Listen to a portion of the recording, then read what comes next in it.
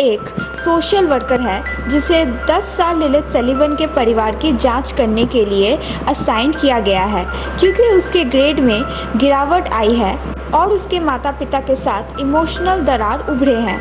Emily को शक है कि उसके माता पिता लिलिथ के जन्म के दिन से ही उसके साथ अब्यूज़ और ओवर प्रोटेक्शन कर रहे हैं और वो अपने विभाग से बच्चे को उसके माता पिता के हिरासत से दूर रखने का ऑफर रखते हैं।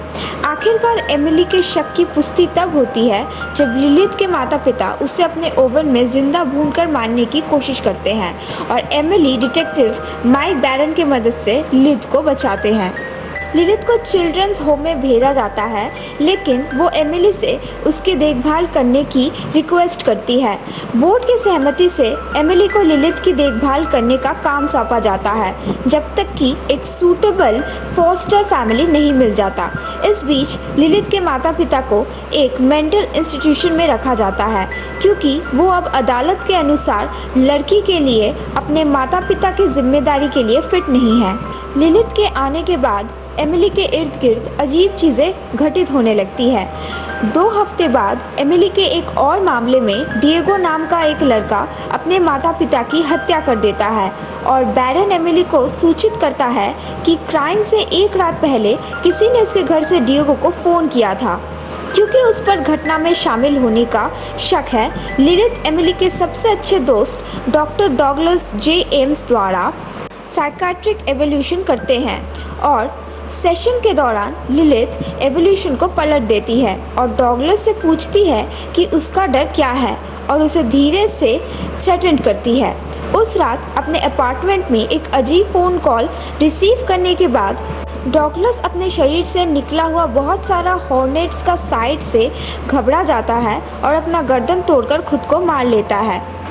एमिली को अपने घर में लिलिथ के होने का शक हो जाता है, इसलिए वो लिलिथ के माता पिता से जवाब जानने के लिए मेंटल असाइलम जाते हैं। वो उसे बताते हैं कि लिलिथ एक डीमन है जो भावनाओं को खाती है और उन्होंने खुद को और दूसरों को बचाने के अटेम्प्ट में उसे मारने की कोशिश की। लिलिथ के पिता एमिली को बताते हैं कि लिलिथ को मारने का एकमात्र तरीका उसे सोने के लिए मजबूर करना है। एमिली के मेंटल असाइलम से निकलने के कुछ ही समय बाद उसके माता पिता दोनों मर जाते हैं। उसके माँ को घातक रूप से जला दिया जाता है और उसके पिता के आँख में कांटे से वार किया जाता है। बैरन को लगता है कि एमिली को साइकाट्रिक की मदद लेनी चाहिए, लेकिन बाद में उसे यकीन हो जाता है जब उसे अपने घर में एमिली के सेल फोन से एक ऐसा ही अजीब फ़ोन आता है जिसका इस्तेमाल लिलिथ कर रही होती है। वो पुलिस चौकी में खुद को हत्यारा बंद कर लेता है ताकि लिलिथ को संभालने में एमिली की मदद कर सके। हालांकि वो अनजाने में और घातक रूप से एक शॉटगन से अपने सिर में गोली मार लेता है जब लिलिथ उसे कल्पना करती है कि उस पर स्थायी रूप से वायलेंट कुत्तों द्वारा हमला किया जा रहा है। उस रात एमिली ने लिलिथ को नींद की दवा मिली हुई चाय पिलाती है और जब लिलिथ सो रही थी एमिली ने उसके घर में आग लगा दी, उम्मीद और कोशिश करते हुए कि वो उससे छुटकारा पा ले। हालांकि लड़की बिना किसी नुकसान के बच निकलती है। पुलिस एमिली और लिलिथ को रहने के लिए एक सेफ प्लेस पर ले जाने की पेशकश करते हैं।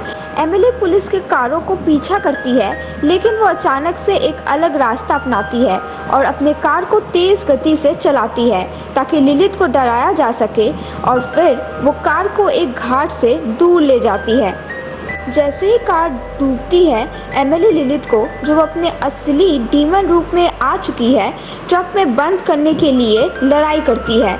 एमिली फिर कार से बाहर निकलती है लेकिन जैसे ही वो तैरकर दूर जाती है जिंदा लिलिथ कार के टेल लाइट में छेद करने के बाद उसका पैर पकड़ लेता है ताकि उसे भागने से रोका जा सके।